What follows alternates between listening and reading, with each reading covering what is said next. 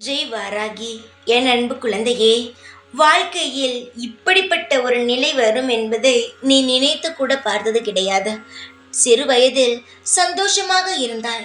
ஆனால் வளர வளர கஷ்டங்களோ அதிகரித்து கொண்டே இருந்தது. உன்னை விட்டு நிறைய விஷயங்கள் போய்விட்டது. சந்தோஷம் அதில் முக்கியமானது. சிறு பிள்ளையாகவே இருந்திருக்கலாமே என்று நீ நினைக்கும் நிலை வந்தது. ஏனென்றால் சில விஷயங்கள் உன்னை விட்டு போனது. சில உறவுகள் உன்னை விட்டு போனார்கள். அடிக்கு மேல் அடி விழுந்து வாழ்க்கையில் தனியாக நிற்பது போல் இப்பொழுது இருக்கிறது.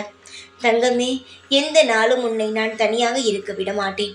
இப்பொழுது உன்னிடம் நான் பேசுகிறேன் என்றாலும் அதற்கு ஒரு காரணம் உண்டு. நான் ஒரு உறவு, அம்மா என்ற உறவு. அப்படி இருக்கும் நான் உன்னை எந்த ஒரு நொடியும் தனியாக இருக்க விடவே மாட்டேன். நீ கவலைப்படாதே. எல்லாம் உன்னை விட்டு போய்விட்டது. சிறு வயதிலிருந்து நான் கஷ்டத்தை பார்க்கிறேன். நான் வளர வளர நான் கவலையை மட்டுமே தூக்கி சுமக்கிறேன். எதுவுமே நடக்கவில்லை என்று கவலைப்படாதே. நிச்சயமாக 48 மணி நேரத்தில் உனக்கானது உன்னிடம் நிச்சயமாக வரும். எல்லாம் உடனே கிடைக்காவிட்டாலும் ஒரு சில விஷயங்கள் உனக்கு படிப்படியாக கிடைக்க ஆரம்பிக்கும். உனக்கு என்ன தேவையோ அதை என்னிடம் சொல்லிவிட்டு அமைதியாக இருந்தாலே போதும்.